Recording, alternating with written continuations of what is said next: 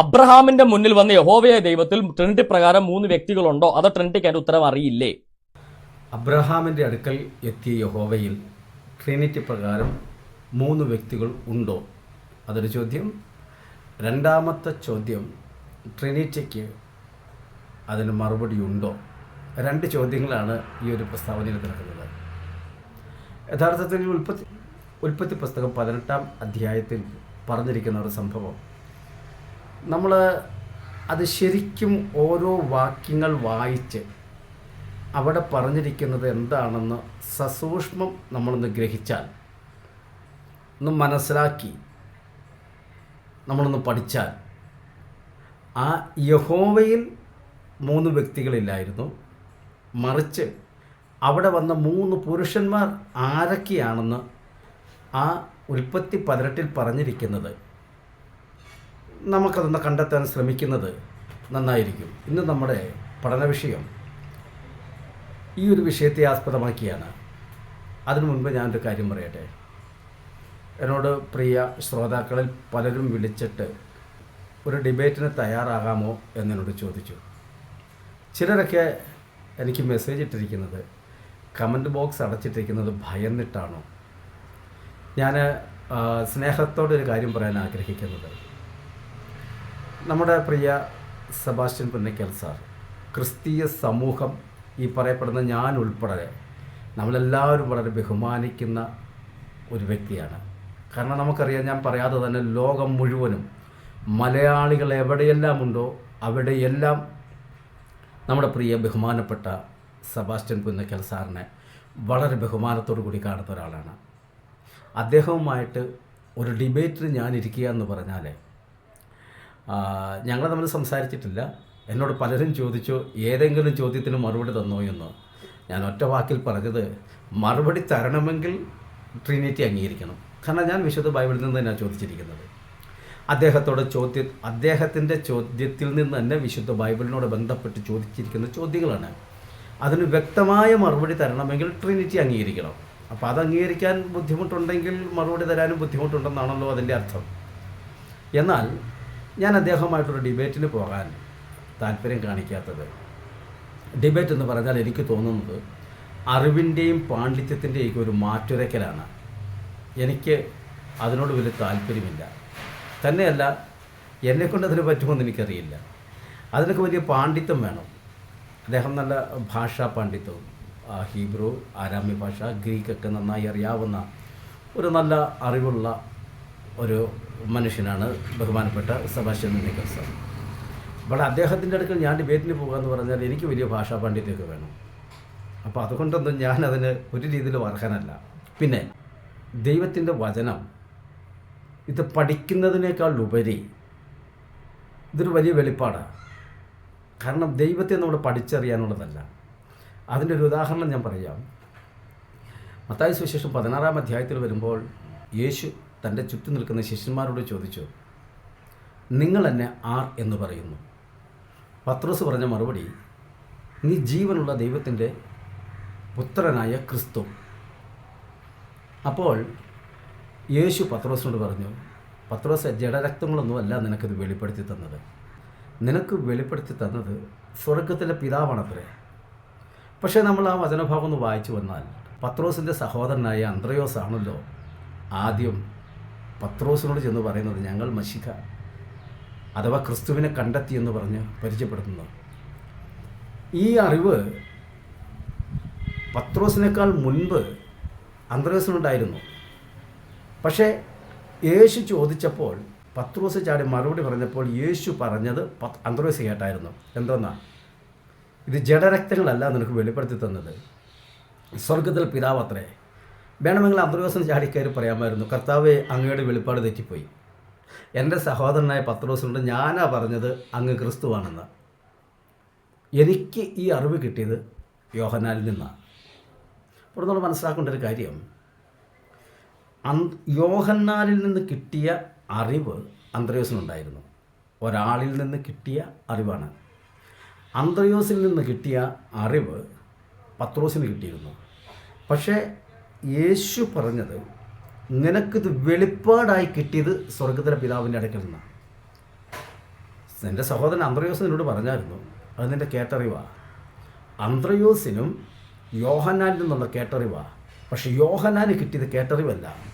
സ്നാനസമയത്ത് പരിശുദ്ധാത്മാവ് പ്രാവെന്ന പോലെ യേശുവിൻ്റെ മേൽ ഇറങ്ങി വരുന്നത് വ്യക്തമായി കണ്ട വെളിപ്പാടിലൂടെയാണ് യോഹന്നാൻ യേശു ക്രിസ്തുവാണെന്ന് തിരിച്ചറിയുന്നത്. മനസ്സിലായല്ലോ? അപ്പോൾ ഈ അന്ത്രയോസിൽ നിന്ന് കേട്ടുള്ള അറിവ് യേശു അത്ര പരിഗണിച്ചില്ല. കാരണം താൻ യേശുവാണെന്നുള്ള അറിവ് നീ കേട്ടറിഞ്ഞോ, അത് കുഴപ്പമില്ല. പക്ഷെ ഞാൻ ക്രിസ്തുവാണെന്നുള്ള അറിവ് കേട്ടറിയാനുള്ളതല്ല, അതൊരു വെളിപ്പാട്, അത് പ്രാപിക്കേണ്ട കാര്യമാണ്.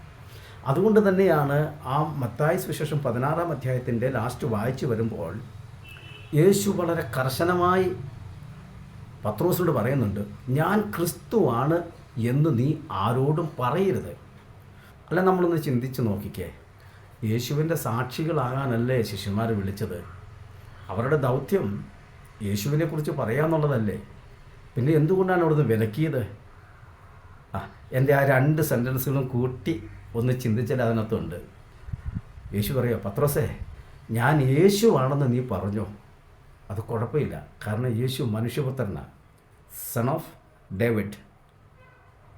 പക്ഷേ ക്രിസ്തു ദൈവപുത്രനാണ്. ആ ദൈവത്താൽ അഭിഷേകം ചെയ്യപ്പെട്ടപ്പോൾ ലഭിച്ച പദവിയാണ്. അതിൻ്റെയൊക്കെ പഠനം ഞാൻ വേറൊരു എപ്പിസോഡ് ഞാൻ വളരെ ഡീറ്റെയിൽ ആയിട്ട് ഇട്ടിട്ടുണ്ട്. Son of man, son of God, ഇത് തമ്മിലുള്ള വ്യത്യാസം, അതെങ്ങനെയാണ് ആയത്, ഡീറ്റെയിൽ ആയിട്ട് ഞാൻ അവതരിപ്പിച്ചിട്ടുണ്ട് ഒരു എപ്പിസോഡിൽ. അപ്പോൾ ഇവിടെ ഞാൻ യേശുവാണെന്ന് നീ എല്ലാവരോടും പറഞ്ഞോ, പക്ഷെ ഞാൻ ക്രിസ്തുവാണെന്ന് ഇപ്പോൾ പറയരുത്. അതൊരു വെളിപ്പാടാണ്. അപ്പോൾ ഞാൻ പറഞ്ഞു വന്നത്, നമുക്ക് വിശുദ്ധ വേദപുസ്തകത്തിൽ പഠിക്കാൻ ധാരാളം കാര്യങ്ങളുണ്ട്. പക്ഷെ നമ്മൾ പ്രാപിക്കേണ്ട ഒത്തിരി കാര്യങ്ങളുണ്ട്, അത് വെളിപ്പാടാണ്. അപ്പോൾ ഇവിടെ അബ്രഹാമിൻ്റെ മുൻപിൽ എത്തിയ യഹോവ, അത് നമ്മൾ വചനത്തിൽ നിന്ന് തന്നെ അത് കണ്ടെത്തി. പരിശുദ്ധാത്മാവ് അത് എഴുതി വച്ചിരിക്കുന്നത് എന്തിനാണ്? എഴുതി വച്ചിരിക്കുന്നതിൽ നിന്ന് നാം എന്താണ് മനസ്സിലാക്കേണ്ടത്? അത് നമ്മൾ പ്രാർത്ഥനയോടുകൂടി ആ വചനം വായിച്ചെങ്കിലേ നമുക്കത് മനസ്സിലാക്കാൻ പറ്റത്തുള്ളൂ. അപ്പോൾ ഈ ഡിബേറ്റ് എന്ന് പറയുന്നത് പരസ്പരമുള്ള അറിവിൻ്റെയും പാണ്ഡിത്യത്തിൻ്റെയൊക്കെ ഒരു മാറ്റൊരുക്കൽ. അവിടെ ഒരാൾ ജയിക്കും, ഒരാൾ തോൽക്കും, അത് സ്വാഭാവികമാണ്. പക്ഷെ ഇവിടെ ഞാൻ ആരെയും തോൽപ്പിക്കാനോ ഞാൻ ആരുടെയും മുൻപിൽ ജയിച്ച് നിൽക്കാനോ ഞാൻ ആഗ്രഹിക്കുന്നില്ല. മറിച്ച് എൻ്റെ ഉദ്ദേശം മാത്രമേ ഉള്ളൂ, സത്യ ഉപദേശത്തിൽ നിലനിൽക്കുന്നവർ, വചനപ്രകാരം പിതാവിൻ്റെയും പുത്രൻ്റെയും പരിശുദ്ധാത്മാവിൻ്റെയും നാമത്തിൽ സ്നാനം സ്വീകരിച്ചവർ, വീണ്ടും ചിലരുടെയൊക്കെ വശീകരണ വാക്കുകളിലൂടെ രണ്ടാമത് പോയി സ്നാനമേൽക്കുന്നൊരു രീതി ഞാൻ കേൾക്കുകയും അറിയുകയും ചെയ്തതിൻ്റെ വെളിച്ചത്തിൽ എൻ്റെ ഒരു വിഷമം കൊണ്ട് ഞാൻ ചെയ്യുന്നതാണ്. എനിക്കൊരനുഭവം ഉണ്ടായതാണ്. ഒരിക്കൽ എൻ്റെ സഭയിലെ ഒരു വിശ്വാസിയുടെ അടുക്കൽ ഒരു വ്യക്തി കടന്നു വന്ന് ഭയങ്കര ഉപദേശം പഠിപ്പിക്കില്ല. ഞാൻ മാറിയിരുന്ന് ഇതെല്ലാം കേട്ടുകൊണ്ടിരുന്നു. ഈ കേട്ടുകൊണ്ടിരിക്കുന്ന വ്യക്തി വിശ്വാസത്തിലും അറിവിലും ശിശുവാണ്. വളരെ ജ്ഞാനത്തിൻ്റെ വശീകരണ വാക്കുകൾ ചെന്നപ്പോൾ അവർക്കത് ശരിയാണെന്ന് തോന്നി. പക്ഷേ ഉടനെ അവരുടെ സംസാരം കഴിഞ്ഞപ്പോൾ ഞാൻ സംസാരിച്ചു. ഒരു 4-5 ചോദ്യം ചോദിച്ചപ്പോൾ ഉപദേശ അധ്യാപകന് മറുപടി ഇല്ലാതെ പോയി. അപ്പം മുന്നിൽ നിർത്തിക്കൊണ്ട് ഞാൻ എൻ്റെ വിശ്വാസിയോട് ചോദിച്ചു, സംഭവം മനസ്സിലായോ എന്ന് ചോദിച്ചു. ഇനി അതിലുപരിയായി മറ്റൊന്ന് പറയട്ടെ. ഈ കഴിഞ്ഞ 2-3 ആഴ്ചകൾക്ക് മുൻപ് മൂവാറ്റുപുഴയുടെ പരിസര പ്രദേശത്ത് നിന്നൊരു സഹോദരൻ എന്നെ വിളിച്ചു. അദ്ദേഹം വെറും 8 മാസം ആത്മീയത്തിൽ പ്രായം എന്ന് പറഞ്ഞാൽ സ്നാനപ്പെട്ടിട്ട് 8 മാസമേ ഉള്ളൂ. അദ്ദേഹം സ്നാനപ്പെട്ടതിന് ശേഷം, അതായത് പിതാവിൻ്റെയും പുത്രൻ്റെയും പരിശുദ്ധാത്മാവിൻ്റെ നാമത്തിൽ സ്നാനം സ്വീകരിച്ചതിന് ശേഷം താൻ യൂട്യൂബിലൂടെ ഒരു സഹോദരൻ്റെയും ഒരു സഹോദരിയുടെയും പഠന ക്ലാസ് കേട്ടു. 2 ക്ലാസ്സുകൾ കേട്ട് കഴിഞ്ഞപ്പോൾ അദ്ദേഹത്തിന് തോന്നി യേശുവിൻ്റെ നാമത്തിലുള്ള സ്നാനമാണ് ശരിയെന്ന്. പക്ഷേ തൻ്റെ ഉള്ളിൽ എവിടെയോ ഒരു കൊളുത്തിപ്പിടുത്തം, അപ്പോൾ താൻ പല പാസ്റ്റർമാരോട് താൻ ഉൾപ്പെട്ട് നിൽക്കുന്ന പ്രസ്ഥാനത്തിലെ പാസ്റ്റർമാരോടും തനിക്ക് പരിചയമുള്ള പാസ്റ്റർമാരോടും തന്നെ സ്നാനപ്പെടുത്തിയവരുടെയൊക്കെ താൻ ചോദിച്ചപ്പോൾ ചില ചോദ്യങ്ങൾ ചോദിച്ചപ്പോൾ അതിന് മറുപടി വ്യക്തമായി കിട്ടിയില്ല എന്ന് അദ്ദേഹം എന്നോട് പറഞ്ഞു. ഒടുവിൽ താൻ തൃത്വത്തെക്കുറിച്ചും സ്നാനത്തെക്കുറിച്ചും യൂട്യൂബിൽ പല ക്ലാസ്സുകളും ശ്രദ്ധിച്ചു. അവിടെയൊന്നും തൻ്റെ സംശയങ്ങൾക്ക് നിവാരണം ലഭിക്കത്തക്ക നിലയിൽ ഒരു വിശദീകരണം കിട്ടിയില്ല. എന്നാൽ ഒടുവിൽ താൻ അങ്ങനെ ഇരിക്കുമ്പോൾ യൂട്യൂബിൽ വെറുതെ സെർച്ച് ചെയ്യുന്ന സമയത്ത് നമ്മുടെ വേറിട്ട ചിന്തകൾ എന്നുള്ള പരിപാടി കണ്ടു. താൻ ആദ്യം അതിന് വലിയ ഗൗരവം കൊടുത്തില്ല. എന്നോട് പറഞ്ഞ വാക്കുകളാണ് ഞാൻ അതുപോലെ കൊണ്ട് പകർത്തി വിടുകയാണ്. പെട്ടെന്ന് തൻ്റെ മനസ്സിലാരോ അതൊന്ന് കേൾക്കാൻ ആവശ്യപ്പെടുന്നത് പോലെ തോന്നി. അദ്ദേഹം അത് കേട്ടു. പൂർണ്ണമായി കേട്ടതിന് ശേഷം ഉടനെ തന്നെ എന്നെ വിളിച്ച് സംസാരിക്കുന്ന ആ ശബ്ദത്തിൽ എന്തൊക്കെയോ ചില വികാരങ്ങൾ തൻ്റെ മനസ്സിൽ നിന്ന് ആ വാക്കുകളിലൂടെ പൊട്ടിപ്പുറപ്പെടുന്നതായി എനിക്കും ഫീൽ ചെയ്തു. ഞാൻ വിചാരിച്ചു എൻ്റെ പഠന ക്ലാസ്സിനെ ചോദ്യം ചെയ്യാനായിരിക്കുമെന്ന്. പക്ഷെ അദ്ദേഹത്തിൻ്റെ വിങ്ങി ഒരു കരച്ചിൽ വരുന്ന രീതിയിൽ അദ്ദേഹം സംസാരിച്ചിട്ട് പറഞ്ഞു, സഹോദര, ആ വീഡിയോ എനിക്ക് വേണ്ടി ചെയ്തതായിരുന്നു. എനിക്ക് വളരെ വ്യക്തമായി. കാരണം ഞാനൊരു വലിയ ക്രിസ്തീയ സഭയിൽ ഉൾപ്പെട്ടു നിന്ന ഒരാളാണ്.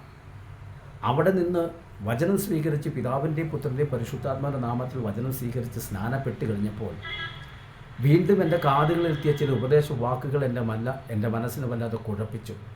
അതിനൊന്നും മറുപടി കിട്ടാതെ ഞാൻ വിഷമിച്ചപ്പോൾ എൻ്റെ സങ്കടം തീരുവാൻ എന്നതുപോലെയാണ് വേറിട്ട ചിന്തകൾ എനിക്ക് ലഭിച്ചത് എന്ന് അദ്ദേഹം പറഞ്ഞ വാക്കുകൾ എനിക്കൊത്തിരി സന്തോഷം തോന്നി.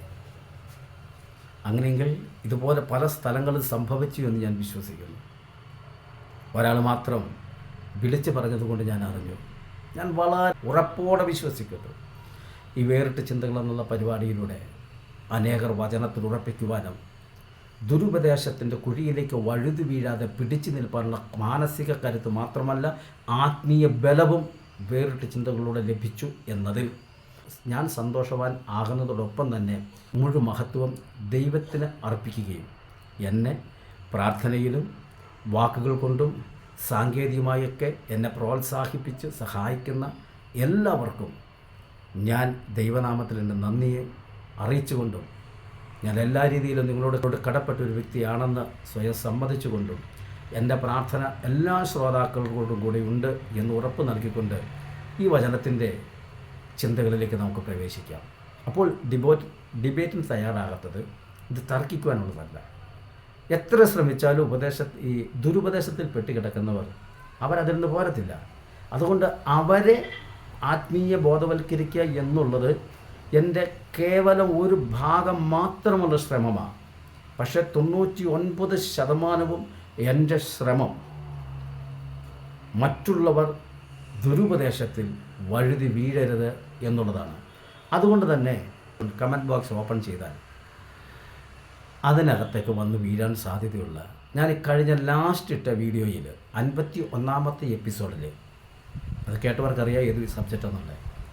ഒരു സഹോദരൻ എന്നോട് വളരെ ആകാംക്ഷയോട് കൂടി പറയുകയാണ്, ഭയന്നിട്ടല്ലേ കമൻറ്റ് ബോക്സ് അടച്ചിട്ടിരിക്കുന്നത്, തുറന്നിട്ടായിരുന്നെങ്കിൽ നല്ല ചുട്ട മറുപടി ഞാൻ തന്നിരുന്നു. അപ്പോൾ എൻ്റെ വെളിപ്പാട് തെറ്റിയില്ല. ഈ ചുട്ട മറുപടി ഇതിനകത്ത് വീഴുമെന്ന് എനിക്കറിയാം. പിന്നെ നമ്മൾ അതിനു വേണ്ടി പിടുത്തം കൂടണം, അതിൻ്റെ ആവശ്യം നമുക്കില്ല അല്ലേ.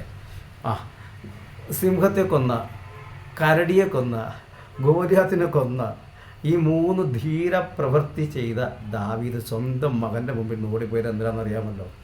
ദാവീദ് അബ്ശാലോമിനോട് പറഞ്ഞ ഒരു വാക്ക് ഞാനെൻ്റെ ചിന്തയിൽ നിന്ന് പറയുന്നതാണ്, എടാ മോനെ, ഞാനും നീ ആയിട്ട് പിടുത്തം കൂടിക്കഴിഞ്ഞാൽ നമ്മൾ രണ്ടും ഒരു രക്തബന്ധമുള്ളവരാ. ഗോലിയാത്തിനെ പോലെയല്ല നീ, ഗോലിയാത്ത് ശത്രുവായിട്ട് നിൽക്കുന്നവനാണ്. അപ്പം നീയും ഞാനുമായിട്ട് പിടുത്തം കൂടുമ്പോൾ ഞാനും മനുഷ്യനും നീയും മനുഷ്യനാണ്. ചിലപ്പോൾ നമ്മുടെ ആ ജഡമൊക്കെ ഒന്ന് പയ്യെ ഇളകിയേക്കും. പിന്നെ അവിടെ പിടുത്തം കൂടി ഇവിടുത്തെ പിടുത്തം കൂടി അധികാരത്തിൻ്റെ സിംഹാസനമൊക്കെ അവിടെ ഇരിക്കും. അതിനകത്ത് എനിക്കോ നിനക്കോ ഇരിക്കാം. പക്ഷേ എൻ്റെ മേലൊരു അഭിഷേകം വീണിട്ടുണ്ട്, അത് പോകും. ഈ പിടുത്തം കൂടിയാൽ അഭിഷേകം പോകും. സിംഹമായിട്ട് പിടുത്തം കൂടിയപ്പോൾ എനിക്കൊരു ആടിന് കിട്ടി, കരടിയായിട്ട് പിടുത്തം കൂടിയപ്പോഴും എനിക്കൊരു ആടിന് കിട്ടി. ദാവീദായിട്ട് ഞാൻ യുദ്ധം ചെയ്തപ്പോൾ എനിക്ക് രാജസിംഹാസനത്തിൽ കയറാനുള്ള ഒരു പ്രൊമോഷൻ സർട്ടിഫിക്കറ്റ് കിട്ടി. പക്ഷേ നീയുമായിട്ട് പിടുത്തം കൂടിക്കഴിഞ്ഞാൽ എനിക്കൊന്നും കിട്ടാനില്ല. പക്ഷേ എൻ്റെ മേൽ പകർന്നൊരു അഭിഷേകമുണ്ട്, അത് പോകും. കാരണം നമ്മൾ മനുഷ്യരല്ലേ, ചിലപ്പോൾ ഇങ്ങോട്ട് വരുന്ന വാക്കിന് അങ്ങോട്ട് മറുപടി പറഞ്ഞ്, അതിന് ഇങ്ങോട്ട് പറഞ്ഞ് അങ്ങോട്ട് പറഞ്ഞ്, എന്തിനാ നമ്മുടെ ആ ഒരു ആത്മീയ പ്രാഗൽഭ്യത്തെ നമ്മൾ എന്തിനാ കെടുത്തി കളയുന്നത്? അപ്പോൾ നല്ല അത്രയ്ക്കും അറിവുള്ള നല്ലൊരു പണ്ഡിതനായ ഒരു മനുഷ്യൻ, അപ്പോൾ അത്രയ്ക്കും വലിയ പണ്ഡിതനാണെങ്കിൽ പിന്നെ താനെന്താ, അല്ലെങ്കിൽ സഹോദര നിങ്ങളെന്തായാലും എന്ത് ചെയ്യുന്നതെന്ന് ചോദിക്കരുത്. കാരണം നമ്മളൊരു മെഡിക്കൽ കോളേജിൽ ചെന്നാൽ നമുക്കറിയാമല്ലോ, അവിടെ ഓരോ വിഭാഗത്തിലും സ്പെഷ്യലൈസ് ചെയ്തിരിക്കുന്ന ഡോക്ടേഴ്സുണ്ട്. അവർ ഏത് വിഭാഗത്തിലിരിക്കുന്നു അതിൽ അവർ ബ്രില്യൻ്റാണ്, അവരേബിളാണ്. പക്ഷേ ഇപ്പോൾ ENT-യിലിരിക്കുന്ന ഡോക്ടറിന് ഓർത്തോയെക്കുറിച്ച് അറിയണമെന്നില്ല, അങ്ങനെയല്ല ന്യൂറോയെക്കുറിച്ച് അറിയണമെന്നില്ല. അതുപോലെ തന്നെ നമ്മുടെ ബഹുമാനപ്പെട്ട സെബാസ്റ്റ്യൻ പുന്നക്കൽ സാർ, നമ്മൾ ക്രൈസ്തവ സമൂഹമൊക്കെയും വളരെ ആദരവോടെ ബഹുമാനിക്കാനൊരു കാരണമുണ്ടല്ലോ, അദ്ദേഹത്തിന് ആ വിഷയത്തിൽ അദ്ദേഹം ബ്രില്യൻ്റാണ്. പക്ഷേ തൃത്വം എന്ന വെളിപ്പാടിൽ താൻ എത്രത്തോളം ആണ് എന്ന് ഞാൻ പറയുന്നില്ല. ഈ വചനത്തിൻ്റെ ആഴങ്ങളിലേക്ക് ഇറങ്ങുമ്പോൾ നമുക്ക് തന്നെ തിരിച്ചറിയാമെന്നുള്ളൂ.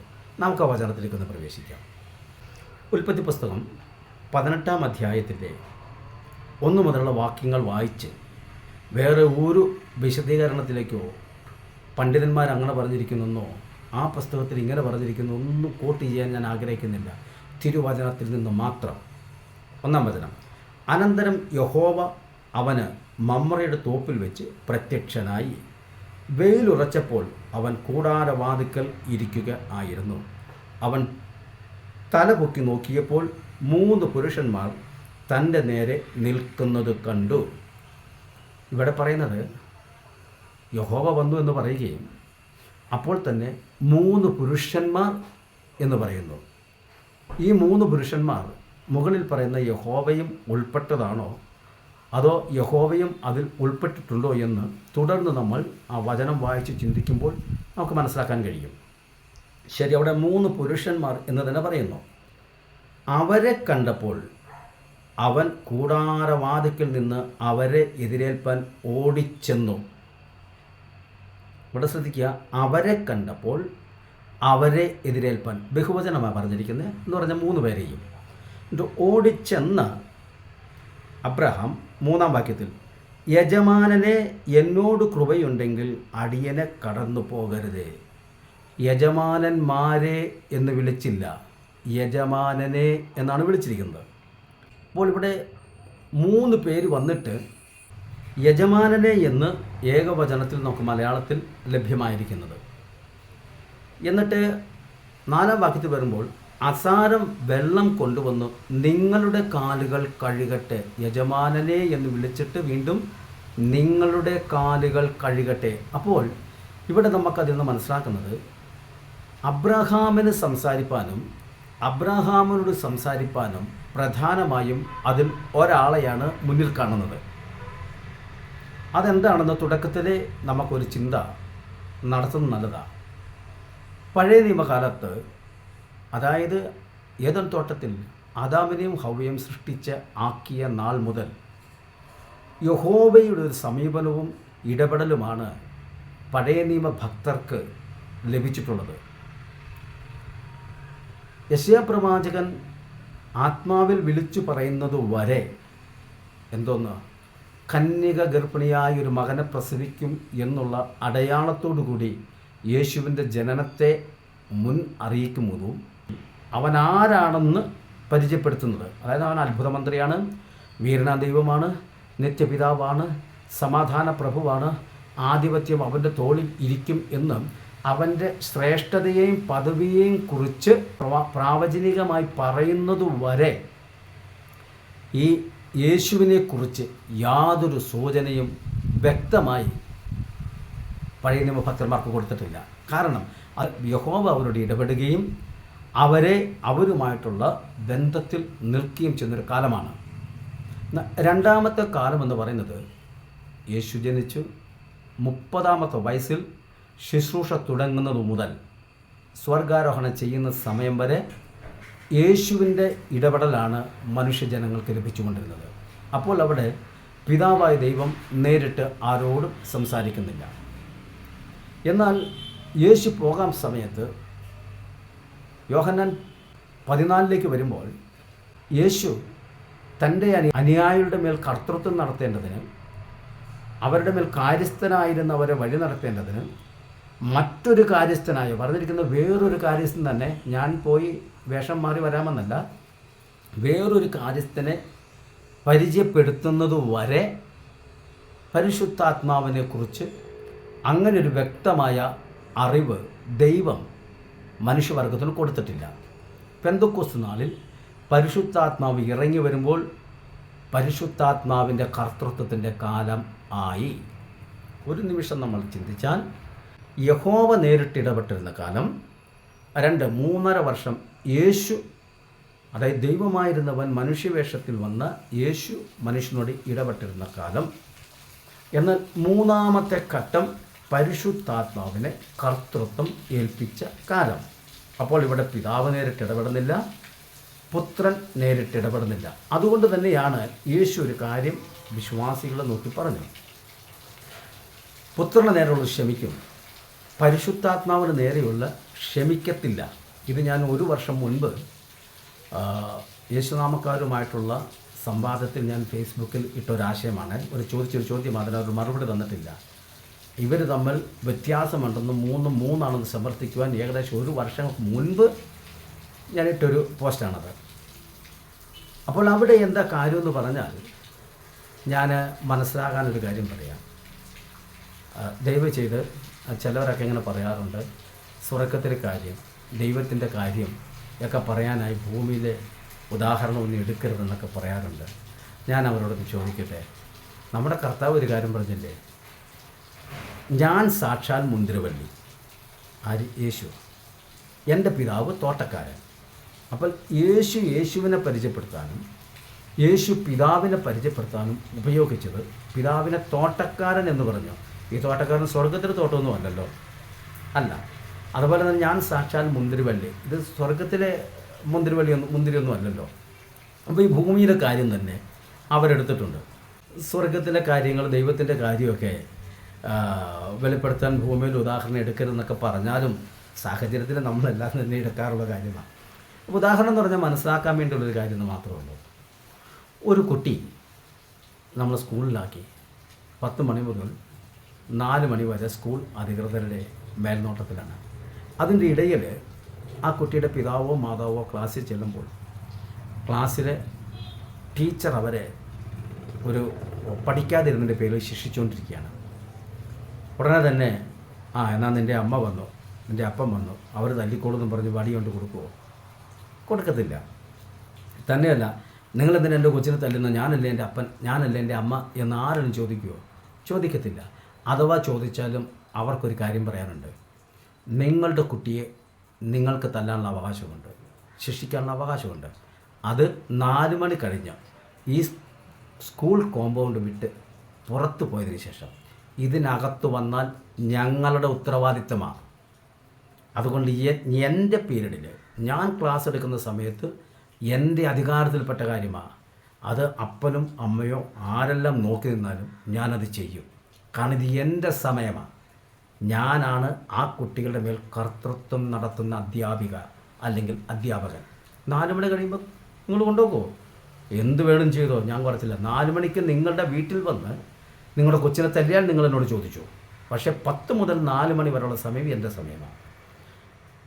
അപ്പോൾ ഇവിടെ നമ്മൾ മനസ്സിലാക്കേണ്ടത്, യേശുവിൻ്റെ ഇടപെടലിൻ്റെ കാലം കഴിഞ്ഞു. ഇനി യേശുവിൻ്റെ ദൗത്യം മറ്റൊന്ന്, അത് എൻ്റെ മുൻ എപ്പിസോഡിലൊക്കെ ഞാൻ വിവരിച്ചിട്ടുള്ളതാണ്, അവിടെ ആവർത്തിക്കുന്നില്ല. അപ്പോൾ അവിടെ വേറൊരു കാര്യസ്ഥൻ എന്ന് പറഞ്ഞ് പരിചയപ്പെടുത്തുന്ന പരിശുദ്ധാത്മാവിൻ്റെ കാലമാണിത്. അതുകൊണ്ട് ആ കർത്തൃത്വം നടത്തുന്ന പരിശുദ്ധാത്മാവിനെ വേദനിപ്പിച്ചാൽ, ദുഃഖിപ്പിച്ചാൽ, അല്ല ആ പരിശുദ്ധാത്മാവിനോട് നിങ്ങൾ വ്യാജമായി ഇടപെട്ടാൽ, ആ പരിശുദ്ധാത്മാവിനോടുള്ള ദൂഷണങ്ങൾ ഒന്നും പരിശുദ്ധാത്മാവ് ക്ഷമിക്കത്തില്ല. അത് പിതാവിനേക്കാൾ പരിശുദ്ധാത്മാവ് ശ്രേഷ്ഠനായതുകൊണ്ടല്ല, പുത്രനായ എന്നേക്കാൾ പരിശുദ്ധാത്മാവ് ശ്രേഷ്ഠനായതുകൊണ്ടല്ല, ഇപ്പോൾ പരിശുദ്ധാത്മാവിൻ്റെ കാലമാണ്. പ്രിയ പഠിതാക്കൾ ആദ്യം അറിഞ്ഞിരിക്കേണ്ട ഒരു വലിയ സത്യം അതുതന്നെയാണ്. അപ്പോൾ പരിശുദ്ധാത്മാവിൻ്റെ കാലമായതുകൊണ്ട് ആ പരിശുദ്ധാത്മാവിനെ നിങ്ങളിപ്പോൾ എന്ത് ചെയ്യരുത്? ദൂഷണം പറയരുത്.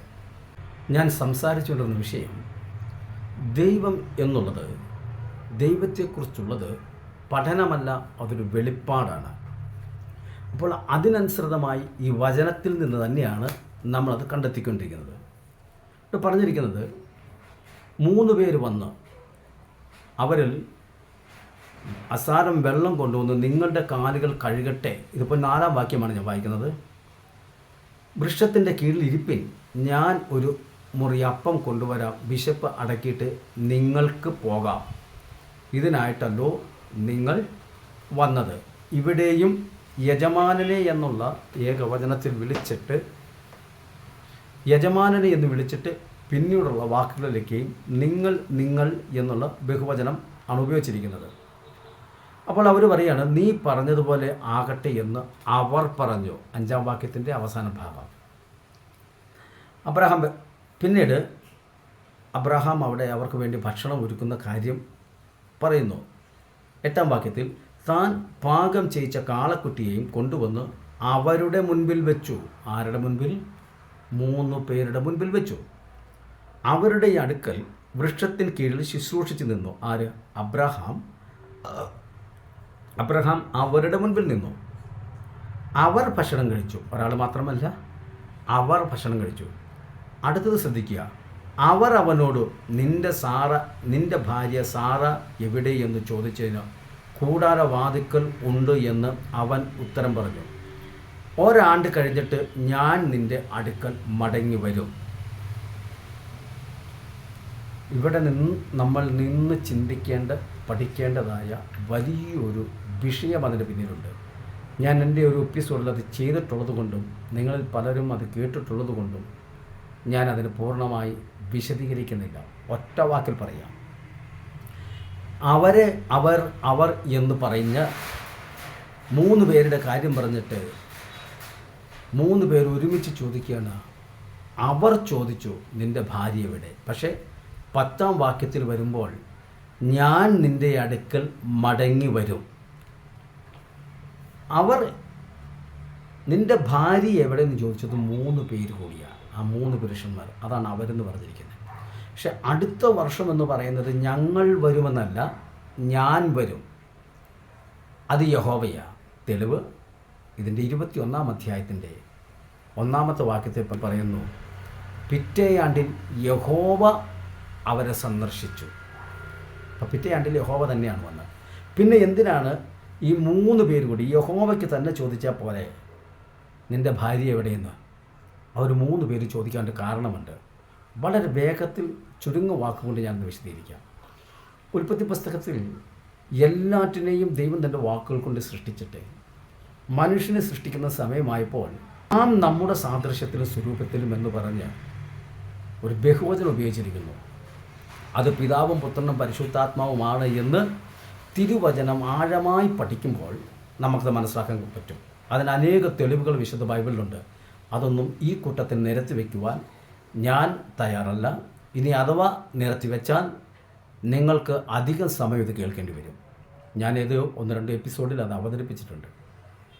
അപ്പോൾ മനുഷ്യനോടുള്ള ബന്ധത്തിൽ എപ്പോഴും മനുഷ്യനെ സൃഷ്ടിക്കാൻ നേരത്തും അവർ പാപം ചെയ്ത് തോട്ടത്തിൽ നിന്ന് പുറത്താക്കാൻ സമയത്തും നമ്മിൽ ഒരുവനെ പോലെ എന്ന് പറഞ്ഞുകൊണ്ട് 3 പേരുടെ സമ്മേളനം. അതുപോലെ തന്നെ അവരെ ഭൂമിയിൽ എവിടെയും ചിതറിപ്പിക്കാൻ നേരത്ത് വരുവിൻ നാം ഇറങ്ങിച്ചെല്ലാം എന്ന് യഹോവ ആഹ്വാനം ചെയ്ത് വിളിക്കുന്നത് 3 പേര് വരുന്നു. ആ 3 പേര് തന്നെ ഇവിടെ വരാനുള്ള കാരണം ദൈവം 3 പേര് കൂടി സൃഷ്ടിച്ച മനുഷ്യൻ, ആ മനുഷ്യനോടുള്ള ബന്ധത്തിൽ പാപം ചെയ്തു പോയപ്പോൾ ദൈവം സ്വന്തം ജനമായി ഒരു തലമുറയെ, ഒരു ജനതയെ ദൈവം സൃഷ്ടിക്കുന്നതിൻ്റെ, ഉളവാക്കുന്നതിൻ്റെ ആരംഭ പരിപാടിയാണ് ഇവിടെ നടക്കുന്നത്. അതിൻ്റെ വാഗ്ദാനം കൊടുക്കാനാണ് വന്നത്. ഇതുവരെ മനുഷ്യനോടുള്ള ബന്ധത്തിൽ 3 വ്യക്തിത്വം അവിടെ വെളിപ്പെട്ടിട്ടുണ്ടെങ്കിൽ ദൈവത്തിൻ്റെ സ്വന്തം ജനമായി ദൈവം ഉത്ഭവിപ്പിക്കാൻ പോകുന്ന വിശുദ്ധ ആ ജനനത്തെക്കുറിച്ചുള്ള വാഗ്ദാനം കൊടുക്കാൻ പോകാൻ സമയത്ത് 3 പേരുണ്ട്.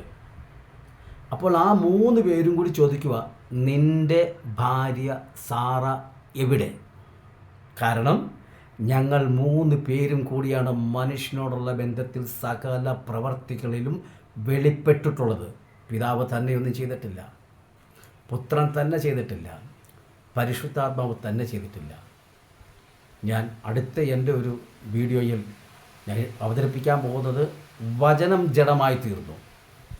ഇത് കേൾക്കുമ്പോൾ ഞാൻ മുൻകൂട്ടി ഒന്ന് പറയുക പ്രിയ ശ്രോതാക്കളോട്, നമ്മൾ ഇതുവരെയും ചിന്തിച്ചും പഠിച്ചും വെച്ചിരിക്കുന്ന ആശയത്തിൽ നിന്നും വ്യത്യസ്തമായി ഒരെണ്ണം കേൾക്കുമ്പോൾ പെട്ടെന്ന് നമ്മുടെ ഉള്ളിൽ ഒരു തീവ്രതയുണ്ടാകും. അത് എന്നിലും ഉണ്ടാകും. പക്ഷെ പെട്ടെന്ന് ചാടിക്കയറി ദുരുപദേശമെന്ന് പറയരുത്. നമ്മൾ ചിന്തിച്ചിരിക്കുന്നതാണോ അല്ലെങ്കിൽ നമ്മൾ പഠിച്ചു വച്ചിരിക്കുന്നതാണോ അതോ ഈ സഹോദരൻ പറയുന്നതാണോ ദുരുപദേശം എന്ന് തിരിച്ചറിയണം എങ്കിൽ പറയപ്പെടുന്ന വിശുദ്ധ വചനം അങ്ങനെ തന്നെയാണോ എന്ന് നമ്മളൊന്ന് താരതമ്യ പഠനം നടത്തി ശോധന ചെയ്തിട്ട് വിധി എഴുതുന്നതായിരിക്കും നല്ലത്. അതുകൊണ്ട് ഞാൻ വചനത്തെക്കുറിച്ച് ഒരു പഠനം ഞാൻ തൊട്ടു പിന്നാലെ ഇടുന്നുണ്ട്. അപ്പോൾ ഞാനതിനെക്കുറിച്ച് കൂടുതലായി വിശദീകരിക്കാം. ഇപ്പോൾ ഞാനിവിടെ പറയാൻ ആഗ്രഹിക്കുന്നത്, മനുഷ്യനോടുള്ള വിഷയത്തിൽ എല്ലാറ്റിലും ദൈവം അവർ മൂവർ തന്നെ ഇടപെട്ടിട്ടുള്ളതുണ്ട്. 3 ദൈവങ്ങൾ അല്ല, ഒരു ദൈവമെന്ന് സമർത്ഥിക്കുവാൻ വിശുദ്ധ ബൈബിളിൽ നിന്ന് സാധിക്കുമെന്നുള്ളത് കൊണ്ട് തന്നെയാണ് ഈ സഹോദരന് ധൈര്യമായി ഈ വീഡിയോ ഇടുന്നത്. ഞാൻ തൃത്വത്തെക്കുറിച്ചുള്ള അനേക പഠനങ്ങളും പഠിപ്പിക്കലും ചർച്ചകളും ഡിബേറ്റുകളെല്ലാം ഞാൻ കേട്ടു. പക്ഷെ ദൈവം എനിക്ക് വെളിപ്പെടുത്തി തന്ന ആ ഒരു മർമ്മം ഇതുവരെയും ആരും അവതരിപ്പിച്ചിട്ടില്ലാത്തത് കൊണ്ട് എൻ്റെ ശ്രോതാക്കൾക്ക് ഞാൻ ഉറപ്പു തരുന്നു, ത്രിത്വം അനായാസം ഗ്രഹിപ്പാനുള്ള തെളിവ് തിരുവചനത്തിലുണ്ട്. അപ്പോൾ ഇവിടെ 3 പേർ ചേർന്ന് എവിടെ നിന്ന് ചോദിക്കാൻ കാരണം, ഞങ്ങൾ 3 പേരും ചേർന്നാണ് മനുഷ്യനെ സൃഷ്ടിച്ചതെങ്കിൽ ഇനി ഒരു വിശുദ്ധ ഗണത്തെ, ഒരു വിശുദ്ധ സൈന്യത്തെ ഉളവാക്കുവാൻ, ഒരു സ്വന്തം ജനത്തെ ഉളവാക്കുന്നതിനെക്കുറിച്ചുള്ള വാഗ്ദത്തം കൊടുക്കുമ്പോഴും ഞങ്ങൾ 3 ഉണ്ട്. പിന്നെ അടുത്തത് വരുന്നത്, ഞാൻ നിൻ്റെ അടുക്കൽ മടങ്ങി വരും. യഹോവ ഒറ്റയ്ക്കാണ് പറയുന്നത്, ഞാൻ എന്നാണ് പറയുന്നത്. അതിൻ്റെ കാരണം ഞാൻ മുന്നമേ പറഞ്ഞു. പഴയ നിയമ കാലഘട്ടത്തിൽ പുത്രന് ജനമായി മനുഷ്യനായി ബന്ധപ്പെടുവാൻ, ഏർപ്പാടുകൾ ചെയ്യുവാൻ യാതൊന്നും അവിടെ കാണുന്നില്ല.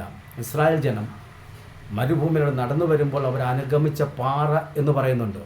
മോശ ക്രിസ്തുവിനെ ആത്മാവിൽ കണ്ടിട്ടുണ്ട്, ദാവീദ് ക്രിസ്തുവിനെ ആത്മാവിൽ കണ്ടിട്ടുണ്ട്.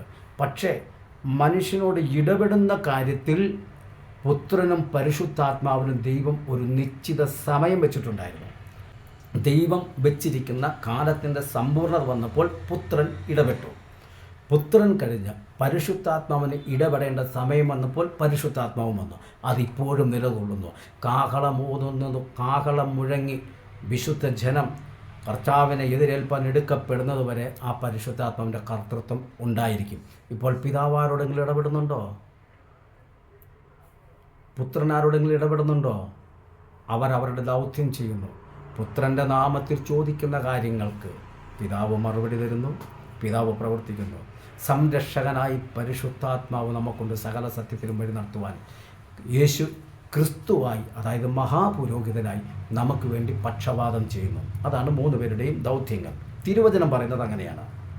എന്നിട്ട് നമുക്ക് തുടർന്ന് വായിക്കാം. അപ്പോൾ ഞാൻ നിൻ്റെ അടുക്കൽ മടങ്ങി വരും. അപ്പോൾ നിൻ്റെ ഭാര്യ സാറയ്ക്ക് ഒരു മകനുണ്ടാകുമെന്ന് അവൻ പറഞ്ഞു. അവരാണ് ചോദിച്ചത് നിൻ്റെ ഭാര്യ എവിടെയെന്ന്. പിന്നെ പ്രോമിസ് ചെയ്യുമ്പോൾ ഈ കാര്യങ്ങൾ പറയുന്നത് അവനാണ്, യഹോവ തന്നെയാണ് പറയുന്നത്. പിന്നെ തുടർന്നുള്ള കാര്യം സംഭാഷണം കഴിഞ്ഞിട്ട് അബ്രാഹാമും സാറയുമായിട്ടുള്ള സംഭാഷണം കഴിഞ്ഞിട്ട് 13-ാം വാക്യത്തിൽ യഹോവ അബ്രാഹാമിനോട്, വൃദ്ധയായ ഞാൻ പ്രസവിക്കുന്നത് വാസ്തവമോ എന്ന് സാറ ചിരിച്ചത് എന്ത്? അവിടെയും അവർ തമ്മിലുള്ളതായ ഒരു സംഭാഷണം കഴിഞ്ഞിട്ട് വീണ്ടും 14-ാം വാക്യത്തിൽ യഹോവയാൽ കഴിയാത്ത കാര്യമുണ്ടോ?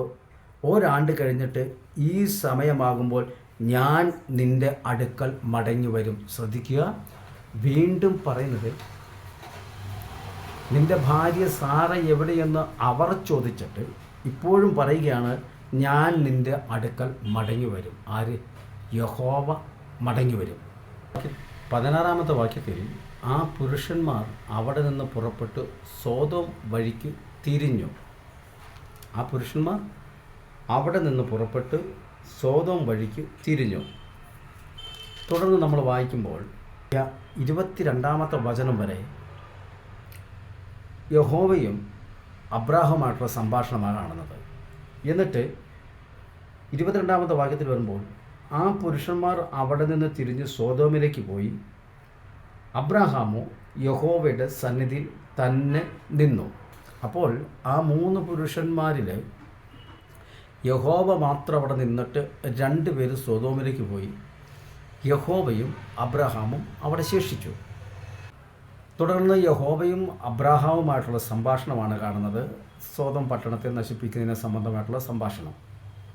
എന്നിട്ട് വീണ്ടും 33-ാമത്തെ വാക്യത്തിൽ വരുമ്പോൾ യഹോവ അബ്രാഹാമിനോട് അരുളി ചെയ്തത് തീർന്ന ശേഷം അവിടെ നിന്ന് പോയി അബ്രാഹാം തൻ്റെ സ്ഥലത്തേക്ക് മടങ്ങിപ്പോയി.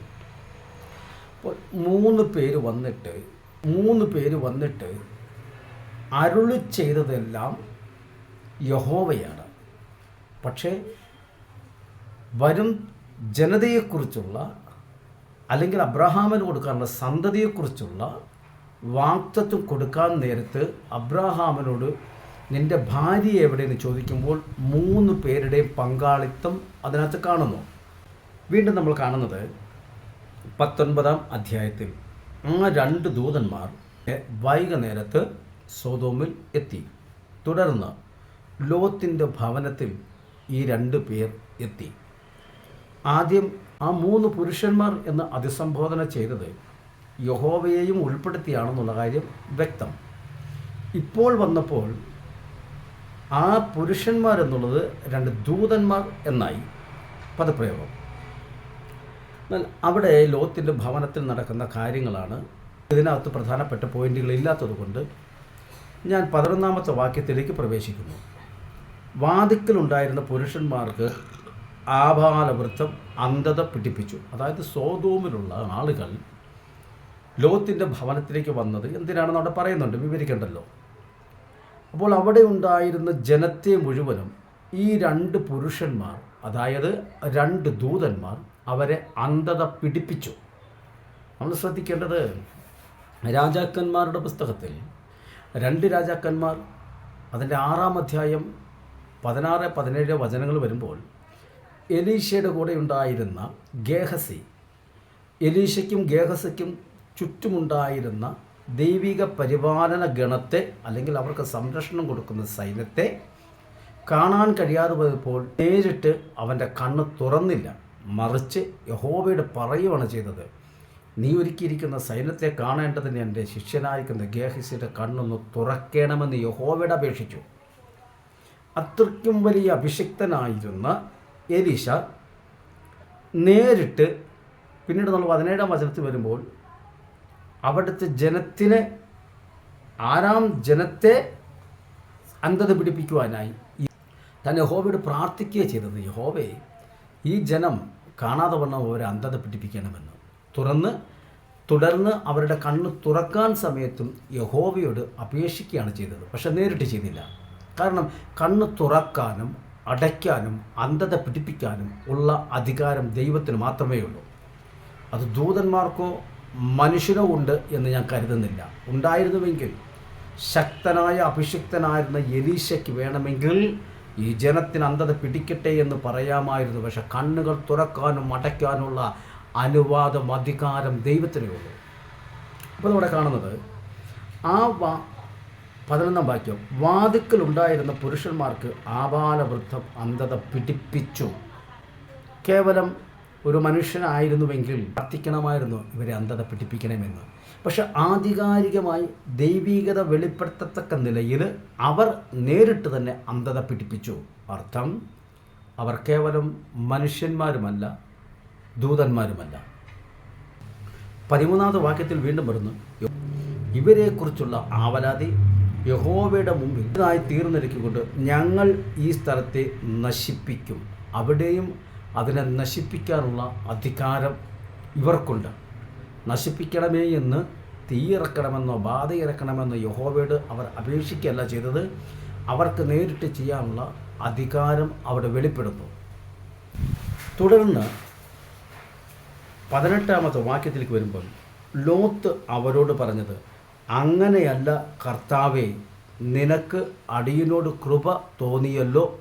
എൻ്റെ ജീവനെ രക്ഷിപ്പാൻ എനിക്ക് വലിയ കൃപ നീ കാണിച്ചിരിക്കുന്നു. ഇവിടെ ശ്രദ്ധിക്കുക, ഈ രണ്ട് പുരുഷന്മാരുടെ ലോത്ത് പറയുന്ന വാക്കാണ് അങ്ങനെയല്ല കർത്താവേ. അവരോട് പറയുകയാണ് അങ്ങനെയല്ല കർത്താവേ. എന്നാൽ അവരോട് കർത്താക്കളെ എന്ന് വിളിച്ചില്ല. അവിടെ ശ്രദ്ധിക്കുക, മുൻപ് ഞാൻ പറഞ്ഞല്ലോ, ആദ്യത്തെ പറഞ്ഞല്ലോ, അവരെ 3 പേരെയും എതിരേറ്റിട്ട് യജമാനന്മാരെ എന്ന് വിളിച്ചില്ല, യജമാനനെ എന്നാണ് വിളിച്ചത്. കാരണം താൻ വിളിക്കുന്ന പദവി ഏകത്വത്തിൽ നിൽക്കുകയാണ്. ആളത്വം 3 ആണെങ്കിലും കർത്താവ് എന്നുള്ള പദവി ഏകമായിട്ട് നിൽക്കുകയാണ് ചെയ്യുന്നത്. നമ്മൾ ഈ ഭാഗത്ത് നിന്ന് ചില ന്യായമായ ചിന്തകൾ വിലയിരുത്താൻ പോവുകയാണ്. യഹോവയും തൻ്റെ 2 ദൂതന്മാരുമാണ് വന്നത് എന്ന് വേണമെങ്കിൽ നമുക്ക് ചിന്തിക്കാം. അപ്പോൾ ചില ചോദ്യങ്ങൾ അവിടെ ശേഷിക്കുന്നു. യഹോവ പോകുന്നയിടത്ത് യഹോവയോട് ചേർന്ന് സന്ദേശം അറിയിക്കാൻ ദൂതനെ കൊണ്ടുപോകേണ്ട ആവശ്യമുണ്ടോ? ഉദാഹരണം, ഞാൻ ഒരാൾക്കൊരു എഴുത്തയക്കുന്നു, ആ എഴുത്ത് പോസ്റ്റ്മാൻ അവിടെ കൊണ്ടു കൊടുക്കുന്നു. അത് പോസ്റ്റ്മാൻ്റെ ദൗത്യമാണ്. ആ പോസ്റ്റ്മാൻ്റെ കൂടെ എഴുത്തയക്കുന്ന ഞാൻ പോകണമോ? ഞാൻ പോകുന്നുവെങ്കിൽ ആ എഴുത്ത് നേരിട്ട് കൊടുത്താൽ പോരാ, പിന്നെ എന്തിനാണ് പോസ്റ്റ്മാനായിട്ട് ഞാൻ അയച്ചത്? ഇതുപോലെ തന്നെ യഹോവയുടെ സന്ദേശം അറിയിക്കുക എന്നുള്ളതാണ് ദൂതന്മാരുടെ കടമ. ആ ദൂതന്മാർ സന്ദേശം കൊടുക്കാൻ പോകുമ്പോൾ യഹോവ കൂടെ പോകണമോ?